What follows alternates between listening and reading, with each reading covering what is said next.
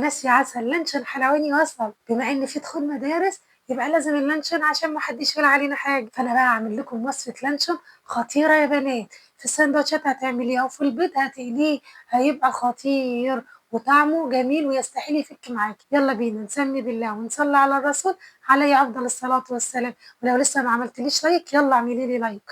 اول حاجه معايا انا هجيب ربع صدر فرخه واقطعه مكعبات زي ما انتم شايفين كده، واحطه بقى معايا في الفريزر. انا عايزاه متجمد نص تجميد، ولا متجمد قوي ولا سايب قوي. هاخده بقى واحطه معايا في الكبه، واحتاج معايا مكعبين من الدهن وعليهم نص مرق الدجاج، وهاخدهم بقى افرمهم في الكبه بتاعتي لحد ما تنعم معايا خالص. هركنها بقى على جنب واحضر معايا الخليط بتاعي. هحتاج ربع كوبايه من الميه المثلجه ومعاهم مكعبين من التلج، وهحتاج معايا كمان نص ربع كوبايه من النشا، ربع كوبايه من النشا. وهحتاج معايا كمان البهارات بتاعتي، هحتاج ربع معلقه من كل البهارات دي: توم باودر، بصل باودر، بابريكا، ملح وفلفل اسمر، ومعلقتين من الزيت، ومعلقه من لون الطعام الاحمر. واضرب بقى الكلام واقلب الكلام ده كله لحد ما يفك معايا، واحطه بقى معايا على خليط الفراخ، واضرب كده ضربه كمان لحد ما الخليط بتاعي ناعم معايا اهو يا بنات زي ما انتم شايفين. هجيب بقى ورق استرتش معايا واعك ايدي بالزيت عشان اعرف الم العجينه بتاعتي كلها، واحط بقى معايا العجينه بتاعتي على الورق الاسترتش بتاعي، واخدها بقى ابرمها رول بتاعي زي ما انتم شايفين كده زي ما انا مبرومه بالظبط. واخده بقى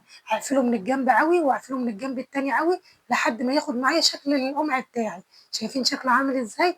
هجيب بقى ورق فويل بتاعي واقوم برضك برمى فيه اللانشون بتاعي واخليه مقفول من الجنبين جامد، واجيب بقى حله فيها ميه مغليه وعليها مصفى، واحط معايا بقى قمع اللانشون بتاعي ده. لازم اغطيه بحاجه محكمه، بغطا، بصينيه عندك لازم اغطيه جامد، مخليش البخار يطلع منه خالص. ولمده ساعه اسيبه على نار هاديه خالص لمده ساعه. شايفين؟ لمده ساعه. هقفل بقى النار واخده كده اطلعه واسيبه يهدى معايا شويه، وبعد كده هدخله التلاجة ليلة كاملة، وبعد كده هطلعه بقى.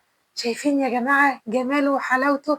والله العظيم ماما من يوم ما انا وعيت على الدنيا عمري ما شفتها بتاكل لانشون. اول مرة كلت اللانشون وكلته من ايدي، وعملته لها كمان في البيض خطير يا بنات. شايفين يا جماعة عامل ازاي؟ ما بيفكش جامد، والطعم والله العظيم خطير.